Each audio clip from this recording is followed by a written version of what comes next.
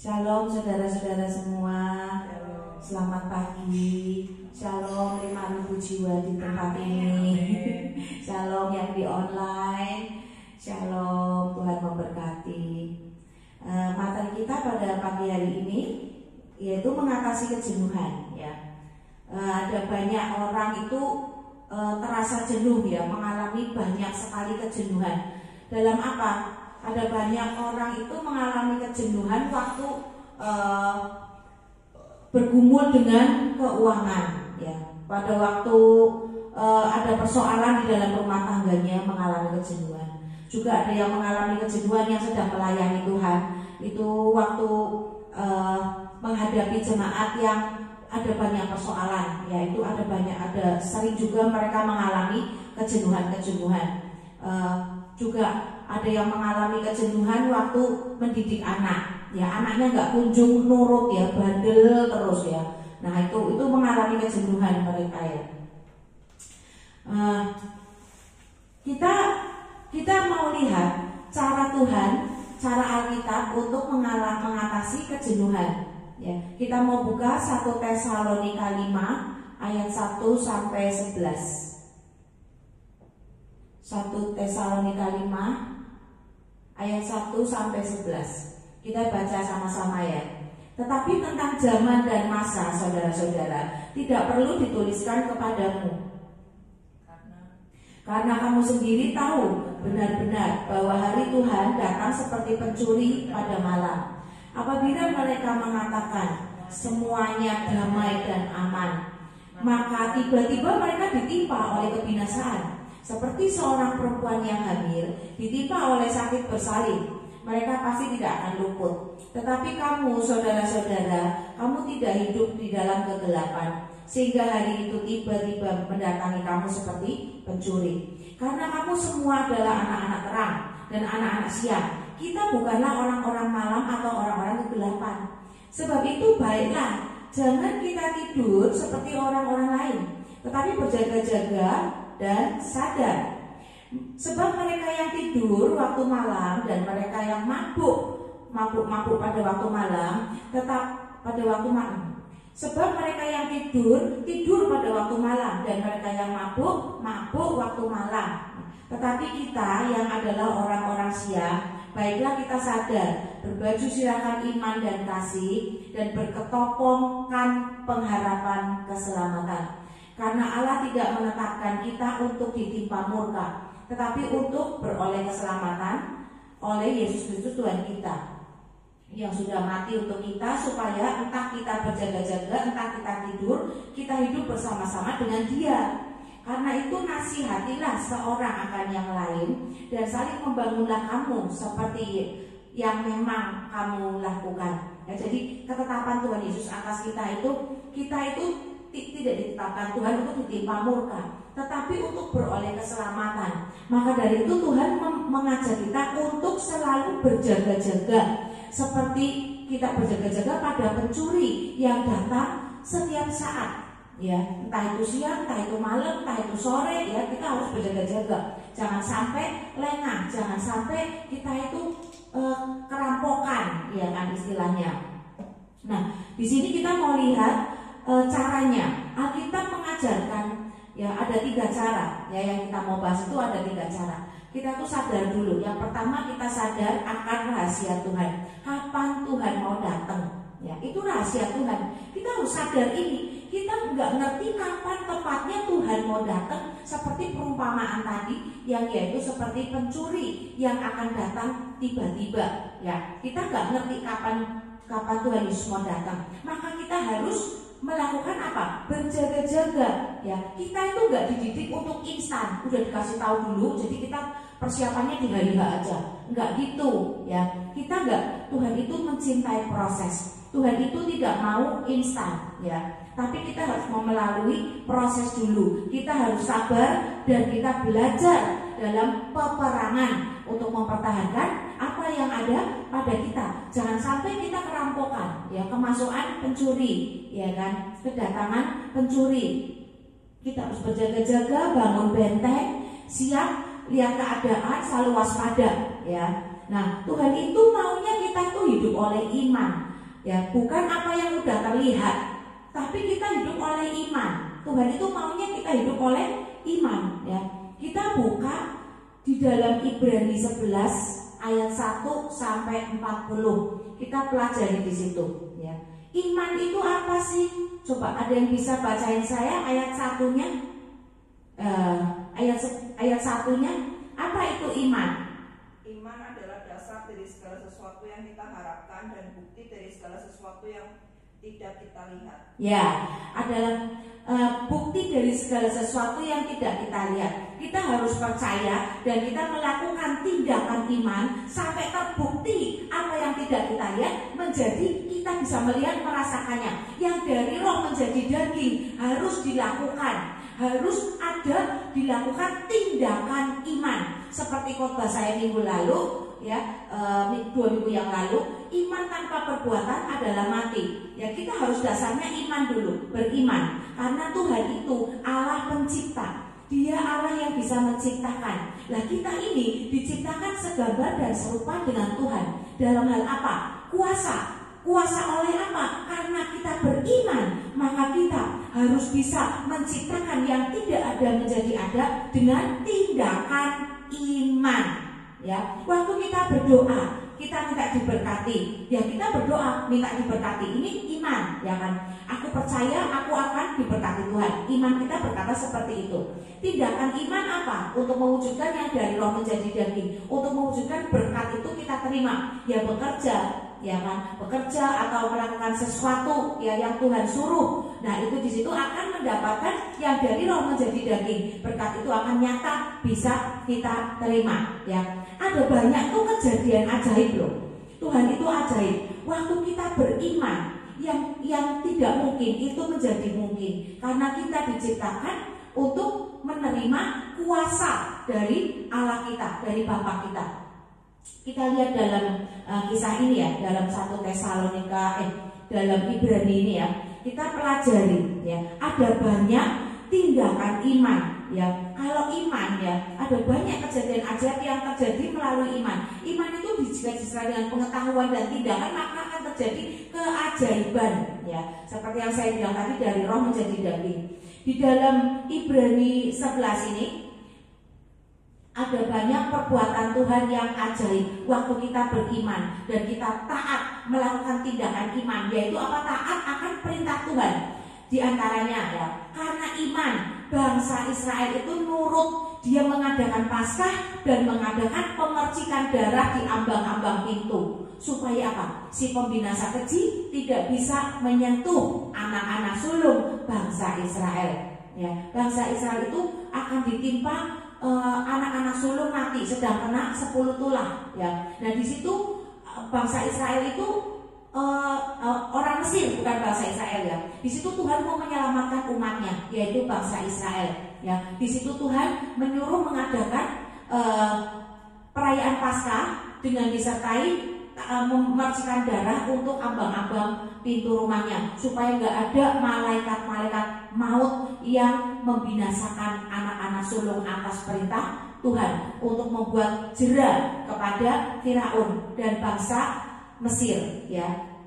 Nah, karena iman Musa menolak disebut putri Firaun dan Musa memilih untuk hidup menderita bersama dengan bangsa Israel. Ya, dia nggak mau hidup dalam kemewahan tapi hasil dari dosa. Tapi Tuhan nggak berkenan. Ketika Musa tahu siapa jati dirinya, dia keluar dari rumah Firaun dan dia pilih hidup menderita bersama dengan bangsanya. Ya, itu karena iman. Ya, Musa menolak semua kemewahan karena dia lebih mengasihi Tuhannya. Ya, karena iman bangsa Israel itu bisa melintasi Laut Merah seperti melintasi dataran, seperti melintasi tanah yang kering. Ajaib kan? Bayangin, kita itu melintasi lautan yang terbelah. Sebelah kanan kiri kita tuh air, airnya kayak ada yang nahan. Nah itu kalau orang yang nggak beriman berani nggak lewat situ kira-kira? Kira-kira kita aja deh, berani nggak lewat itu laut membelah? Ayo lewat, disuruh lewat, berani nggak? Nah, kan nggak berani. Makanya karena iman bangsa Israel berani melewati laut yang terbelah. Dia nggak takut kalau tiba-tiba airnya tuh ambruk menelan mereka. Mereka nggak takut karena iman yang besar kepada Tuhan melalui siapa? Pimpinan Musa. Padahal waktu orang Mesir ikut menyeberangi, mereka kegulung ombak, airnya langsung menimpa mereka. Ya, itulah iman yang tidak ada menjadi ada, yang dari roh harus bisa menjadi daging. Itu berarti iman yang sempurna. Ya, nah karena iman Abraham yang sudah mati pucuk dan Sarah yang sudah berhenti haid, mereka bisa punya keturunan, bahkan keturunannya beranak pinak seperti pasir di lautan, seperti bintang di langit. Ini suatu hal yang sangat amat sangat ajaib. Secara kedokteran pun susah, tapi waktu Tuhan berfirman itu semua terjadi. Yang penting kitanya punya iman, kita percaya dan kita mengikuti tindakan iman apa yang Tuhan perintahkan. Karena iman, tembok Yeriko itu runtuh. Karena apa? Tindakan iman, yaitu apa? Pemimpinnya itu menuruti apa yang Tuhan suruh. Ini iman, ya, iman. Jadi kita belum melihat segala sesuatu itu terjadi, kemenangan belum terjadi, tapi kita percaya. Waktu kita percaya akan terjadi terobosan, akan terjadi mujizat, akan terjadi keajaiban. Maka yang kita percaya itu benar-benar akan terjadi. Tapi dengan satu syarat, yaitu turuti apa kata Tuhan, ya, connect dengan Tuhan, dengaran apa yang Tuhan perintahkan, itu akan terjadi terobosan. Ya, oke, kita lihat cara yang kedua, yaitu kita harus mampu membaca keadaan. Ya, kita buka Efesus 5 ayat 15 sampai 17. Kita buka Efesus 5 ayat 15 sampai 17. Ya. Karena itu, perhatikanlah dengan seksama bagaimana kamu hidup. Janganlah seperti orang bebal, tetapi seperti orang arif. Ya. Dan pergunakanlah waktu yang ada, karena hari-hari ini adalah jahat. Sebab itu janganlah kamu bodoh, tetapi usahakanlah supaya kamu mengerti kehendak Tuhan.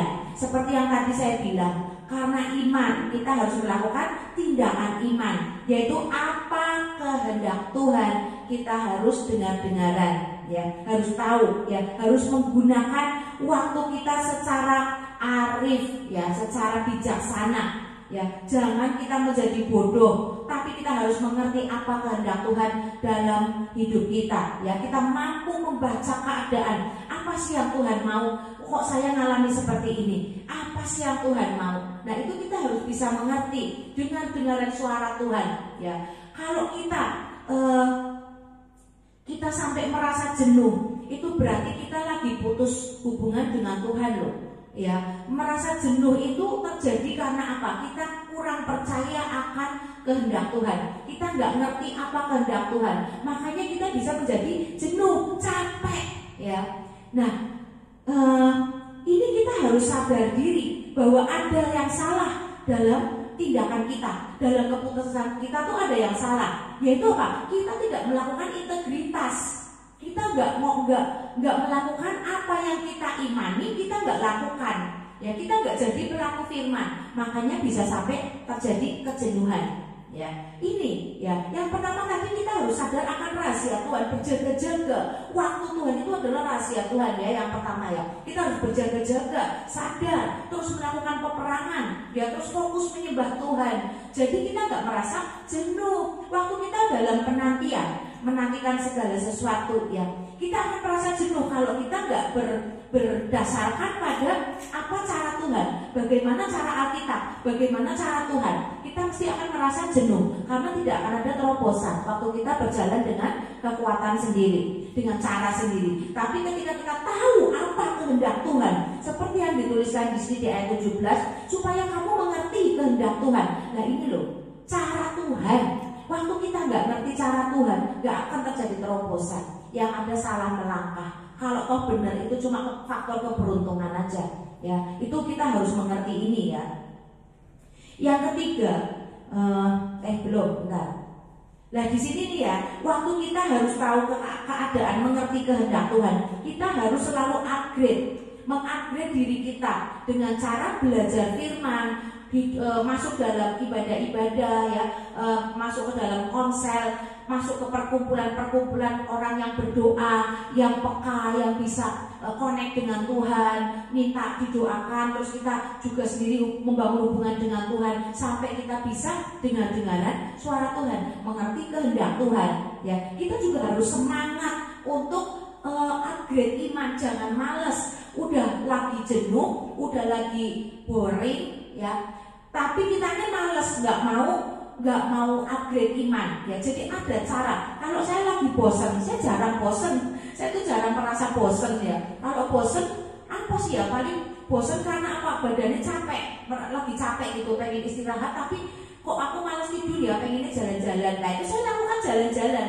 Apa yang kita inginkan, tapi yang baik ya, itu kita lakuin nggak apa-apa. Jalan-jalan, muter-muter, kita kuliner, nah itu nggak apa-apa ya, supaya menghilangkan kejenuhan ya. Tapi saya sendiri, saya merasa tuh saya nggak pernah bosan ya. Makan juga, kalau makan saya bosan makan, saya akan melakukan apa? Puasa. Saya akan melakukan puasa. Udahlah aku bosan makannya kok kayaknya itu aja ya, nggak ada terobosan, nggak ada yang buka restoran apa gitu ya, atau pengen makan apa tapi kok ini lagi gitu ya. Saya akan melakukan apa? Puasa. Saya akan menyalipkan daging. Nah di situ nanti timbul rasa lapar ya kan. Waktu lapar kan apa-apa kan juga yang kita mau makan kita mesti nurut kan. Udahlah ada di ini kita makan, ya udah beli ini aja, ya udah makan itu aja. Bosan enggak? Jenuh enggak? Hilang. Yang ada jenuh itu hilang ya. Jadi orang yang merasa jenuh, orang yang merasa boring ya, jenuh kayak penuh banget pikirannya ya, itu karena apa? Karena dia itu tidak melakukan cara-cara Tuhan, nggak melakukan cara Tuhan, dan dia tidak banyak apa ya, duduk di kaki Tuhan kalau menurut saya. Karena saya sendiri, saya nggak pernah merasa bosan, bahkan saya merasa waktu ini kurang terus. Lagi belajar Alkitab aja, tahu-tahu udah jam segini, harus melakukan itu, harus melakukan ini. Aduh, waktunya kurang. Mau tidur, antar, aku masih mau dengerin pengajaran ini. Sebentar, aku masih mau Tuhan gerakan aku suruh nyembah lagu ini, satu lagu. Bentar, Tuhan mau aku menari buat dia satu lagu yang ini. Tiba-tiba udah malam, udah mau subuh, waktunya kurang lagi, ya kan? Itu yang saya rasakan. Orang yang selalu terkonek dengan roh Tuhan, selalu telinga ini terkonek dengan roh Tuhan, dan mata selalu melihat apa yang Tuhan mau kita melihat, itu tidak akan merasa jenuh. Jadi orang yang merasa jenuh itu adalah orang yang lepas dari hadirat Tuhan, orang yang tidak menggunakan cara-cara Tuhan. Kenapa kejenuhan itu terjadi? Orang yang kasarannya itu apa? Munafik. Karena apa? Merasa jenuh. Sampai bisa hasilnya itu merasa jenuh. Berarti prosesnya apa? Proses itu mendatangkan hasil ya. Hasil tidak mengkhianati proses. Waktu proses kita benar, waktu proses kita dengan cara Tuhan, kita tidak akan mengalami kejenuhan. Tapi waktu proses kita bukan cara Tuhan, maka itu akan terlihat apa prosesnya, seperti apa proses yang sedang kita lakukan, kehidupan yang sedang kita lakukan, sampai tiba-tiba terjadi jenuh. Jenuh itu bukan buah Roh Kudus ya. Jadi jelas yang bukan buah Roh Kudus, yang berkuasa, yang bekerja apa? Bukan Tuhan ya. Jadi kita harus warning. Waktu kita merasa jenuh, merasa bosan, nah ini ada banyak hal yang Tuhan mau kita lakukan, itu berarti tidak kita lakukan. Padahal kalau kita dengar-dengaran suara Tuhan, kehendak Tuhan yang Tuhan mau itu banyak banget. Karena ada banyak jiwa yang belum diselamatkan ya. Apa yang menjadi talenta kita harus lakukan ya. Kita harus turun ke rumah-rumah, kita harus dolan ke tempat siapa, ngobrol, lalu mendoakan dia ya. Tujuan kita apa? Menjangkau jiwa, penginjilan, kesaksian. Itu tidak akan pernah membosankan, tidak akan pernah membuat jenuh ya. Kita jadi harus ngerti ya.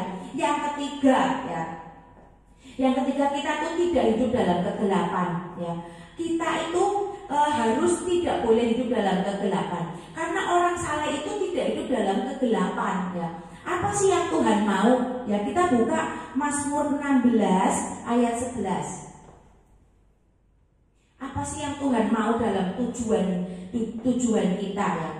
Di sini dikatakan, Engkau memberitahukan kepadaku jalan kehidupan. Di hadapanmu ada sukacita berlimpah-limpah, bahkan ya. Di tangan kananmu ada nikmat senantiasa ya. Waktu kita ada di jalan Tuhan, nih di sini. Engkau memberitahukan kepadaku jalan kehidupan. Kita sudah diberitahukan loh jalan kehidupan loh. Jalan-jalannya Tuhan itu seperti apa? Sebetulnya kita tuh sudah tahu, kita sudah mengerti ya. Tapi kenapa kok kita nggak melakukan? Nah, inilah waktu kita tidak melakukan, terjadilah apa? Jenuh ya, kejenuhan ya. Ini terjadi bosan. Nah, padahal apa waktu kita hadiah apa? Hadiah apa yang kita dapatkan waktu kita itu ada di jalan Tuhan?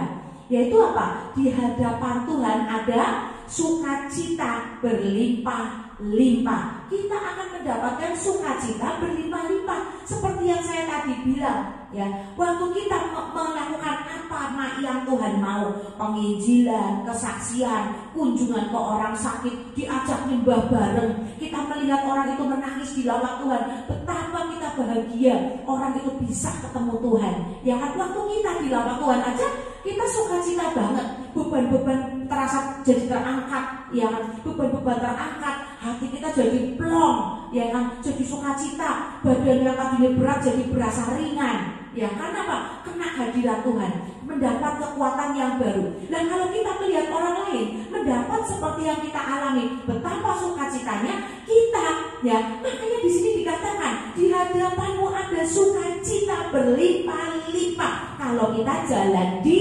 jalan Tuhan. Ada lagi, di tangan kananmu ada nikmat senantiasa. Hidup kita akan penuh dengan kenikmatan, nggak ada kejenuhan ya. Yang ada kenikmatan. Makan sama mie aja, nasi mie ponggol aja rasanya enak pol, nikmat. Karena apa? Hatinya sukacita, karena hatinya gembira menanti-nantikan Tuhan. Nah ini ya, jadi ada hadiah yang Tuhan berikan. Tidur walaupun cuma 2 jam tok, kurang. Udah jam 3, udah jam 4, aku harus bangun, aku harus menghadap Tuhan, aku harus menyapa Tuhan dulu. Tuhan ini aku, jangan sampai keduluan orang lain. Nah, di sini walaupun tidur 2 jam tok, kita kuat duduk di atas tempat tidur. Tuhan, aku datang Tuhan, absen Tuhan. Kita ketawa sambil duduk di kasur, kita ketawa. Aku belum sikat gigi Tuhan, tapi aku absen duluan loh Tuhan. Jangan sampai keduluan orang lain ya. Nah ini di sini kan kita juga apa? Merasakan kenikmatan. Kita karena apa? Karena hati kita tuh menanti-nantikan Tuhan. Walaupun tidur 2 jam, nggak direken, nggak direfresh, nggak dirasa. Walaupun dirasa kayak badannya ya rentek ya kan. Tapi kita karena sukacita, kepengen cepet-cepet. Jangan sampai keduluan orang menghadap Tuhan. Aku duluan ke Tuhan. Dari semua temanku, aku bangun duluan Tuhan. Aku menghadap Engkau dulu. Absen loh Tuhan, fingerprint ya kan. Absen muka, absen lewat bola mata menghadap Tuhan ya kan. Di sini kita sukacita banget ya kan. Terus tiba-tiba malaikat menyanyikan lagu di telinga kita ya kan. Selamat pagi Bapa, selamat pagi Yesus, selamat pagi Roh Kudus. Betapa indah ya kan, betapa indahnya. Cuma duduk meluk bantal sambil angkat tangan, nyanyi lagu buat Tuhan. Aku yakin Tuhan mesti langsung nengok, siapa ya yang masih bawa kecut-kecut tapi udah datang ke aku. Pasti Tuhan itu juga sukacita. Waktu kita datang dengan sukacita, kita harus ingat seperti kisah bapak yang menanti-nantikan di atas bukit anaknya yang bungsu yang hilang, yang pergi menghambur-hamburkan harta. Bapak itu duduk di atas bukit menanti-nantikan anaknya yang mau pulang. Dia berharap anaknya pulang. Dilihat dari atas bukit, anakku ada enggak ya, siapa ya. Dia ngawasin ternak-ternaknya ya kan, ngawasin pegawai-pegawainya. Suatu ketika dia lihat ada seseorang asing mendaki datang ke arah rumah dia. Dia lihat siapa ya, walaupun kayak gembel, yang namanya bapak itu kenal sama anaknya, sosoknya, cara jalannya, rohnya itu udah kenal duluan. Kayak anakku ya, tapi kok gembel ya. Nah, di sini bapak sukacita nggak waktu ketemu anak? Pasti sukacita. Yang namanya orang tua itu pasti akan menerima anak waktu dia kembali, walaupun dia kembali dalam keadaan susah,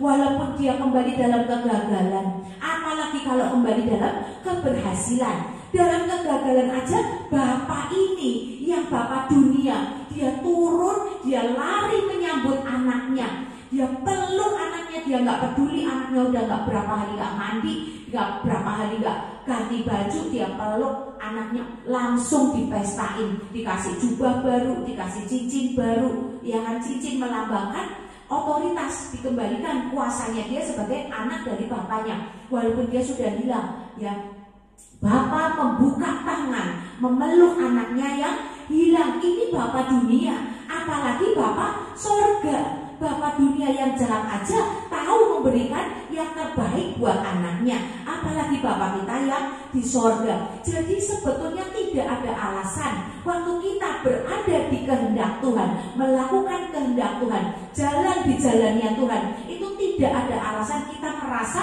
jenuh. Waktu kita merasa jenuh, ini berarti udah apa? Kebangetan, overload. Kalau ditimbang kita bersekutu dengan Tuhan, dengan kegiatan duniawi, itu banyak kegiatan duniawi. Beban-beban kita banyak beban duniawi, dan tidak melepaskan, melibatkan Tuhan dalam pekerjaan. Sebentar-sebentar menyembah Tuhan walaupun 1 menit, nyanyi naikkan pujian. Tuhan, ini aku Tuhan, ini aku Tuhan. Tuhan ambil bebanku Tuhan, aku kok kayak mau penuh ya Tuhan. Langsung saat teduh sejenak 1 menit aja, duduk diam, panggil nama Tuhan, ya kan. Yesus, Yesus, kau berarti bagiku. Oh Yesus, Yesus, kau segalanya bagiku. Ini kan gak ada 2 menit, paling 1 menit ya. Kenapa saya jarang merasa jenuh? Karena apa? Saya paling mengantuk, kecapean mengantuk, itu yang saya rasakan. Nanti udah tidur paling gak ya 10 menit, 15 menit, terjaga lagi, itu udah seger lagi ya. Kalau saya merasa kayak capek, saya akan duduk terus saya nyembah Tuhan.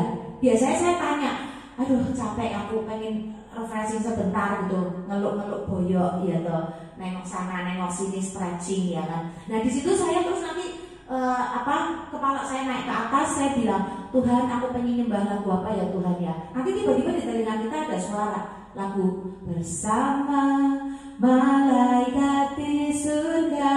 Nah itu ya, jadi saya itu nggak pernah merasa jenuh ya. Makanya saya kadang heran kalau sampai ada orang yang merasa jenuh itu, apakah dia nganggur ya toh. Kalau sampai nganggur itu kan berarti kita harusnya mikir, waktu saya banyak waktu saya harus digunakan untuk apa? Menyembah Tuhan, belajar firman, mumpung masih ada banyak waktu luang. Apalagi kalau orang itu sibuk ya, luangkan waktu barang 1 menit untuk menyembah Tuhan, naikkan 1 pujian, refnya aja nggak apa-apa. Kayak yang seperti tadi saya lakukan, saya sering lakukan itu. Makanya saya tuh nggak pernah merasa jenuh ya. Bukan saya mau sombong atau mau apa, tapi memang benar saya nggak pernah merasa jenuh. Kalau saya jenuh justru kalau saya merasa jenuh itu kalau kebanyakan scroll TikTok, scroll Instagram, scroll Facebook, itu saya jadi jenuh, jadi otak jadi capek, rasanya jadi kayak penat gitu loh rasanya, gitu loh, kayak jadi bad mood gitu. Terus di situ saya baru sadar, oh ya, aku kebanyakan buka sosial media. Langsung saya tutup, saya langsung setel pujian, saya angkat 1 pujian. Tuhan, kembalikan kesegaranku, kembalikan kekuatanku Tuhan. Aku mau yang fresh yang darimu, aku mau yang fresh yang darimu. Itu yang saya lakukan ya. Jadi kita harus menjadi contoh bagi orang-orang di sekitar kita. Harus sharing cerita, apa sih yang kita lakukan? Kok kamu kayaknya ceria terus, kok kamu gak pernah kelihatan sedih, kok kamu gak pernah kelihatan muram. Walaupun memang hidup kita itu banyak masalah, gak ada orang yang gak ada masalah, tuh gak ada. Setiap kita tuh punya masalah, tapi bagaimana kita menyikapi supaya kita itu happy terus. Buah roh itu ada terlihat di dalam raut muka kita, buah roh itu ada terlihat di dalam perilaku kita, buah roh itu Roh Kudus ya, itu terlihat di dalam perkataan kita. Ya, itu bagaimana kita memuliakan nama Tuhan. Nah, itu harus kita lakukan. Jadi kita akan dilepaskan dari rasa jenuh. Ya, kita mengerti kan sekarang kenapa kita bisa jenuh? Ya, apa yang harus kita lakukan untuk menghilangkan rasa jenuh itu? Ya, karena ada banyak tindakan iman. Ya, ada banyak iman yang dilakukan dalam tindakan sehingga menjadi keajaiban, sehingga menjadi solusi. Ya, ada banyak contoh-contoh di Alkitab ya, seperti yang saya sebutkan tadi. Ya, jadi saya mau berpesan kepada saudara semua yang menonton, yang menyaksikan khotbah pagi ini, seharusnya anak-anak Tuhan yang benar-benar mengasihi Tuhan itu tidak jenuh. Kalau engkau sampai mengalami kejenuhan, berarti ada sesuatu yang salah dalam hidupmu yang engkau lakukan. Ada jalan salah yang sedang engkau tempuh. Ya, karena Tuhan hari depan, Tuhan itu rencana Tuhan adalah memberikan hari depan yang penuh harapan. Ya, seperti di ayat 11 ini, ya, engkau memberitahukan kepadaku jalan kehidupan, di hadapanmu ada sukacita berlimpah-limpah. Ini tujuan Tuhan, di tangan kananmu ada nikmat senantiasa. Mari saudara-saudara, kita terus berada di tangan kanan Tuhan. Mari kita terus berada di hadapan Tuhan. Mari kita terus jalan di jalannya Tuhan. Ya, oke. Mari kita lakukan cara Alkitab. Ya, yang diajarkan lewat pengkhotbah, evangelis, penginjil. Cari mentor. Waktu engkau merasa jenuh, cari mentor. Apa yang harus aku lakukan? Ya, untuk kita lepas dari rasa jenuh. Oke? Mari kita berdoa. Tuhan, kami berterima kasih Tuhan buat pertemuan pada pagi hari ini.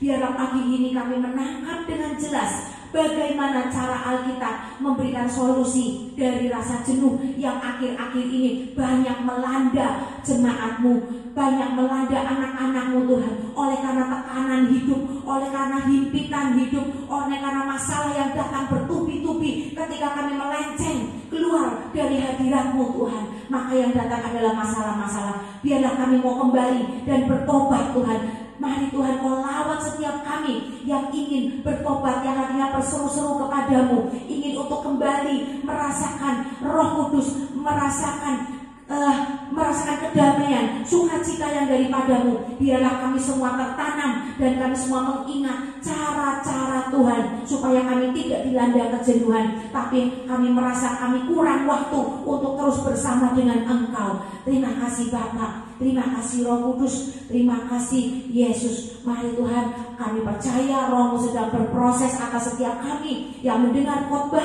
ini, untuk kami diberikan pengertian dan hikmat untuk terus berada dengan melakukan segala sesuatu dengan cara Tuhan. Meteraikan pertemuan pada hari ini Tuhan, di dalam nama Tuhan Yesus. Mari kita yang sudah diberkati Tuhan katakan amin.